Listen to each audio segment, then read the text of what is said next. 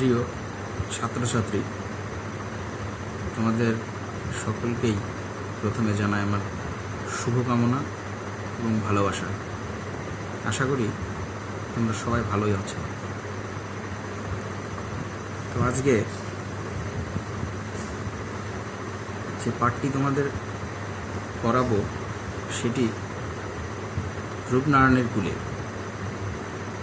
কবিতাটি লিখেছেন রবীন্দ্রনাথ ঠাকুর।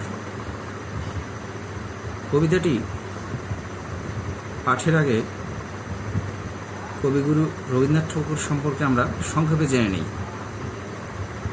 আমরা রবীন্দ্রনাথ ঠাকুর সম্পর্কে ছোটবেলা থেকেই পড়ে এসেছি, তবু একটু সংক্ষেপে জেনে নিই। রবীন্দ্রনাথ ঠাকুর তিনি জন্মগ্রহণ করেছিলেন 1861 খ্রিস্টাব্দের 7ই মে। যদি বঙ্গাব্দর হিসাবে ধরি তাহলে হয় 1268 বঙ্গাব্দের 25শে বৈশাখ। জোড়াসাঁকোর এক ঠাকুর বাড়িতে, বলা যায় পিরালি ব্রাহ্মণ পরিবারে, যেটা যথারীতি সে সময়ে ধনাঢ্য বা সংস্কৃতিপূর্ণ এক পরিবার। তিনি অর্থাৎ রবীন্দ্রনাথ ঠাকুর বিশেষ অনেক কিছুতেই পারদর্শী ছিলেন। তিনি একধারে কবি, উপন্যাসিক, নাট্যকার, প্রাবন্ধিক, গল্পকার, সঙ্গীতজ্ঞ, এমনকি চিত্রশিল্পীও। এমন কোনো দিক নেই যে তার প্রতিভা আমরা খুঁজে পাই না। তাই হয়তো তিনি কবিগুরু বা গুরুদেব হিসেবে সাহিত্যের জগতে পরিচিত। তিনি নোবেল পুরস্কারের পাশাপাশি তার খ্যাতি দেশে তথা বিদেশেও ছড়িয়ে পড়েছিল। যাই হোক, কবিগুরু রবীন্দ্রনাথ সম্পর্কে তোমরা পাঠ্যে যে কবি পরিচিতি আছে সেখানে আরও ভালো করে জানতে পারবে। তিনি তার সাহিত্যের প্রতিভা সম্পর্কে আরও অনেক কিছু জানতে পারবে। যাই হোক, প্রথমে আমরা কবিতাতে প্রবেশ করি। রূপনারায়ণের কুলে কবিতাটি যে কাব্যগ্রন্থের অন্তর্গত সেটি হলো শেষ লেখা। রবীন্দ্রনাথ ঠাকুরের শেষ লেখা কাব্যগ্রন্থের অন্তর্গত। এই যে কাব্যগ্রন্থটি 1941 খ্রিস্টাব্দে জয়শ্রী পত্রিকায় প্রকাশ পায়। যদি বঙ্গাব্দ হিসাবে ধরি তাহলে 1348 বঙ্গাব্দে ভাদ্র মাসে কবির মৃত্যুর পরে প্রকাশ পায়।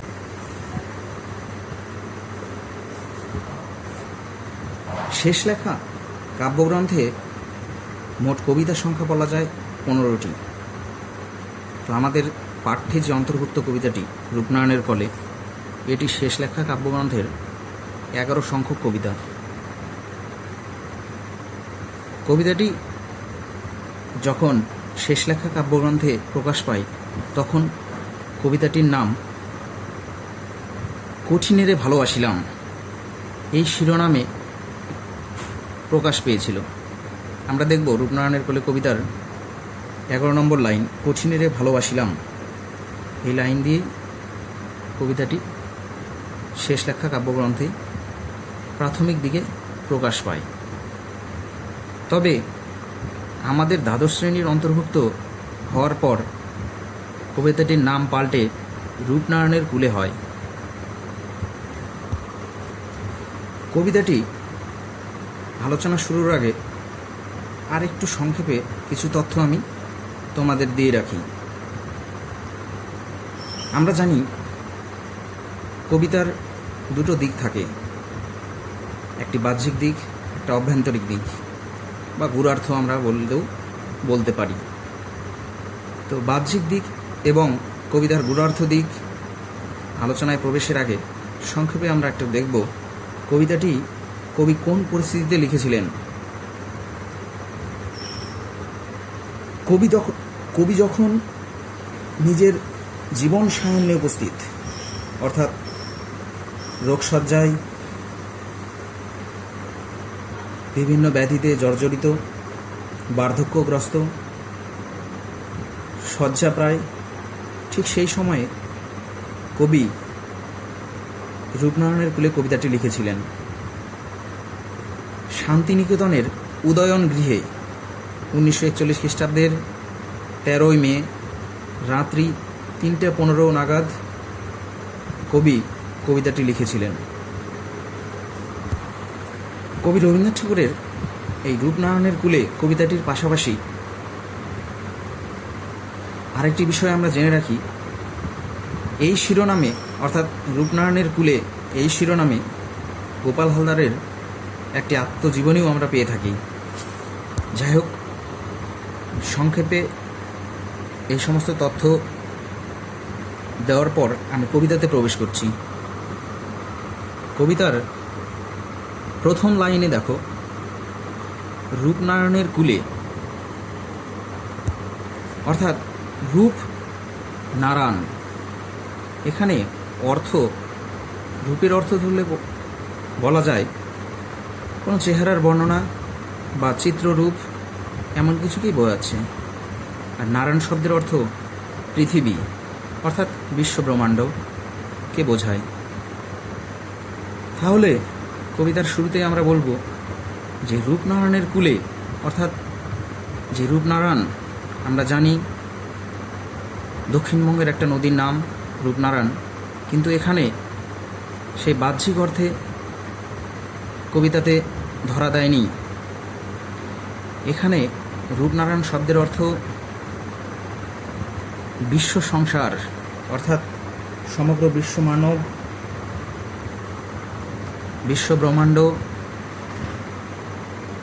বিশ্বব্রহ্মাণ্ডের কথা এখানে রূপনারায়ণ শব্দের মাধ্যমে বোঝানো হয়েছে। অর্থাৎ রূপনারায়ণের কুলে, অর্থাৎ বিশ্ব সংসারের তীরে কবি এসে উপস্থিত, অর্থাৎ তিনি জীবন সায়ান্নে উপস্থিত, রোগাগ্রস্ত, বার্ধক্যগ্রস্ত, অর্থাৎ তিনি যেন বিশ্ব সংসার, অর্থাৎ বাস্তব জীবনের একদম কুলে এসে উপস্থিত। আরেকটি কথা বলে রাখি, কবিতাটি ভালো করে লক্ষ্য করবে, আমরা অনেক সময় ভুল করে থাকি, রূপনারায়ণের কুলে বলে থাকি, কিন্তু কবিতাটি কিন্তু রূপনারায়ণের কুলে, রূপনারায়ণ বললে আমরা কিন্তু ভুল বলে থাকি। যাই হোক, এটা লক্ষ্য রাখবে।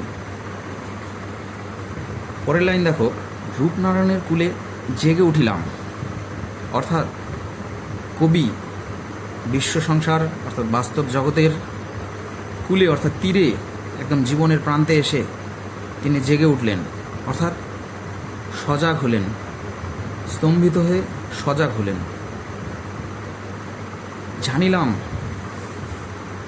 জানিলাম এ জগৎ স্বপ্ন নয়, অর্থাৎ কবি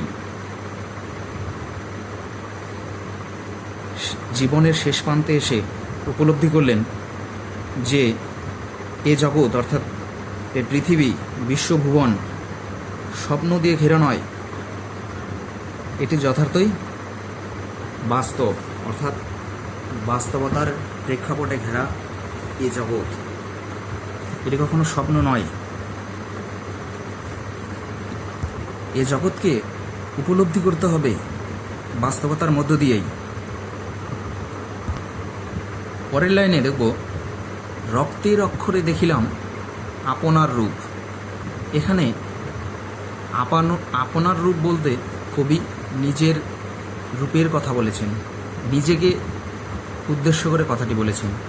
রক্তের অক্ষরে দেখিলেন, এখানে রক্তের অক্ষর, রক্ত বলতে আমরা এখানে কঠিন যে পরিস্থিতি, সেই পরিস্থিতির কথা এখানে বলা হয়েছে। আমরা স্বাভাবিক দেখি, আমাদের যখন কোথাও কেটে যায়, তখন কিন্তু আমরা কঠিন পরিস্থিতির মধ্যে দিয়ে অতিক্রান্ত হই। ঠিক সেই রকম রক্তের অক্ষর বলতে এখানে কঠিন পরিস্থিতির কথা কবি বুঝিয়েছেন, অর্থাৎ রক্তের অক্ষরে কবি নিজেকে চিনেছেন, নিজের রূপকে দেখেছেন। তারপরে দেখো, চিনিলাম আপনারে, আঘাতে আঘাতে, বেদনায় বেদনায়। এখানে একটা কথা বলি, কবি নিজেকে চিনেছেন আঘাতে আঘাতে, বেদনায় বেদনায়। অর্থাৎ কবি নিজের জীবদ্দশায় অনেক আঘাত সহ্য করেছেন, অনেক বেদনা সহ্য করেছেন। উল্লেখ্য, তিনি তার জীবদ্দশায় নিজের পরিবারের, এমনকি নিজের সন্তানের পর্যন্ত মৃত্যু দেখেছেন। বলা যায় তার জীবদ্দশায় 70 থেকে 76 জনের মৃত্যু তিনি স্বচক্ষে দেখেছেন। শুধু এই মৃত্যু দর্শনই নয়, শুধু আমরা যে বলবো যে মৃত্যু দর্শনেই তিনি লাইনটি লিখেছেন যে আঘাতে আঘাতে, বেদনা বেদনায় নিজেকে চিনেছেন, সেটা শুধু নয়। তিনি শুধু ভারতীয় হয়ে ভারতবর্ষেই আবদ্ধ ছিলেন না, তিনি পৃথিবীর সর্বপ্রান্তেই ভ্রমণ করেছেন এবং বিভিন্ন কঠিন তথা বাস্তবতার সম্মুখীন হয়েছেন, বিভিন্ন অভিজ্ঞতার সম্মুখীন হয়েছেন, যার ফলেও বলা যায় তিনি এই বিশ্বভ্রমণকে আঘাতে আঘাতে, বেদনায় বেদনায়, বিভিন্ন অভিজ্ঞতায় তিনি চিনেছেন নিজেকে। এরপরে পরের লাইন দেখো, সত্য যে কঠিন, কঠিনেরে ভালোবাসিলাম, সে কখনো করে না বঞ্চনা। এখানে লক্ষ্য করবে, কবি বলেছেন সত্য যে কঠিন। সত্য সবসময় কঠিনই হয়, অর্থাৎ বেশিরভাগ সময় আমরা দেখব সত্যকে মেনে নেওয়া আমাদের পক্ষে কঠিনই হয়, কিন্তু সত্যকে মেনে যদি আমরা এগিয়ে যাই বাস্তব জীবনে, কখনো আমরা কষ্ট পাই না। যখনই আমরা মিথ্যের আশ্রয় নিয়ে ভালো সাজার চেষ্টা করি, সেই মিথ্যেটা কিন্তু একসময় প্রকাশই পায় এবং সেটা সবচেয়ে বেদনাময় হয়ে ওঠে। তাই কবি বলেছেন যে সত্য যে কঠিন, অর্থাৎ সত্য কঠিন হলেও সেই কঠিন বাস্তবটাকে আমাদের ভালোবাসতে হবে, এবং কবি নিজেও ভালোবেসেছেন।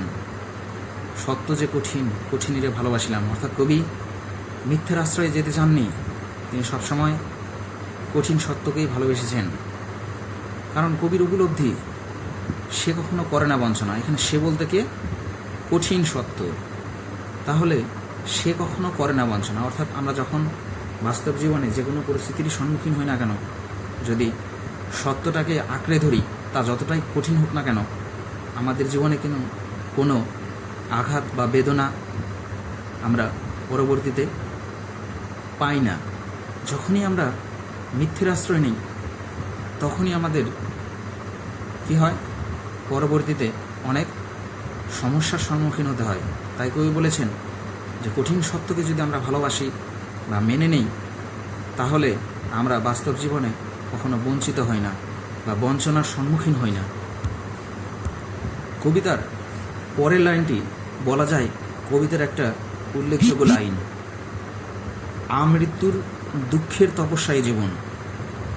আমৃত্যুর অর্থাৎ জন্মের পর থেকে মৃত্যু পর্যন্ত বোঝাতে কবি আমৃত্যুর কথাটি ব্যবহার করেছেন। আমৃত্যুর দুঃখের তপস্যায় জীবন, অর্থাৎ মৃত্যু, অর্থাৎ সারা জীবন পর্যন্ত কী করতে হয়? দুঃখের তপস্যা করতে হয়। এখানে কবি বলেছেন দুঃখ বলতে বিভিন্ন পরিস্থিতির সম্মুখীন হতে হয়। কোনো কাজ যদি আমরা সফলতা পেতে চাই, কোনো কাজে যদি আমরা সফলতা পেতে চাই, সেক্ষেত্রেও আমাদের কী করতে হয়? কঠিন পরিশ্রম করতে হয়। কঠিন পরিশ্রমের মাধ্যমে আমাদের জীবনের তপস্যা কী হয়? সফলতা পায়। লক্ষ্যটাকে আমরা তখন পরিপূর্ণতা দিতে পারি। তাই কবি বলেছেন যে আমৃত্যু দুঃখের তপস্যায় জীবন, অর্থাৎ দুঃখের মাধ্যমেই আমাদের জীবন। দুঃখ, পরিশ্রম, এর মাধ্যমে যদি আমরা জীবনকে উপলব্ধি করি, তাহলে পরবর্তীতে আমাদের জীবনে সুখ আসবেই। তাই বলেছেন যে আমৃত্যুর দুঃখের তপস্যা জীবন, দুঃখের মধ্য দিয়ে কখন আমরা সুখ পাবো সেটা যেন আমরা নিজেরা উপলব্ধি করতে না পারি। অর্থাৎ আমাদের কঠিন পরিশ্রম আমাদের করেই যেতে হবে। যতদিন বাঁচব ততদিন কী করতে হবে? পরিশ্রম করেই যেতে হবে। পরের লাইনেই দেখো, আমি যেটা বললাম সেটার ব্যাখ্যা এখানে দেওয়া আছে। আমৃত্যু দুঃখের তপস্যা এই জীবন সত্যের দারুণ মূল্য লাভ করিবারে, অর্থাৎ সত্য সবসময় সুমধুর হয়, সবার কাছে চাওয়ার থাকে যে সত্যটাই আমরা সবসময় যেন চেয়ে থাকি। অর্থাৎ আমৃত্যু দুঃখের তপস্যার মধ্য দিয়ে সত্যের দারুণ একটা মূল্য লাভ করা যায়, যে সত্যটাকে সমাজ সবসময় চেয়ে থাকে। আর এই সত্যের মাধ্যমেই আমাদের সার্থকতার প্রাপ্তি ঘটে। কবিতার শেষ লাইন দেখো, মৃত্যুতে সকল দেনা শোধ করে দিতে। অর্থাৎ আমাদের জীবন অবসানের এর মধ্য দিয়ে আমাদের বাস্তব জগতের যে সমস্ত লেনদেন, চাওয়া পাওয়া, আশা আকাঙ্ক্ষা, দেনা, সমস্ত কিছু কি হয়, মৃত্যুর মধ্যে দিয়ে অবসান ঘটে। কবি জীবন সায়নে এসে উপলব্ধি করেছেন যে আমরা বাস্তব জীবনে একটা নাট্যমঞ্চের মতো এখানে এসেছি, নিজের পরিশ্রম দিয়ে,